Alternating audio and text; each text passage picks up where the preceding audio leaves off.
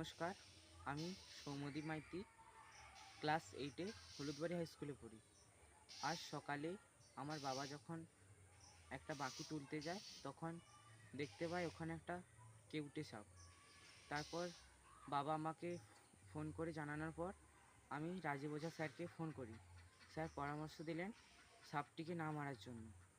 আমি এবং বাবা ঠিক করি সাপটিকে মারব না। তারপরে আমি এবং বাবা সাপটিকে কিছুটা দূরে নিয়ে গিয়ে ছেড়ে দিই। তাই আপনাদেরও সবাইকে বলবো সাপ মারবেন না, সাপ পরিবেশের একটি সম্পদ। নমস্কার।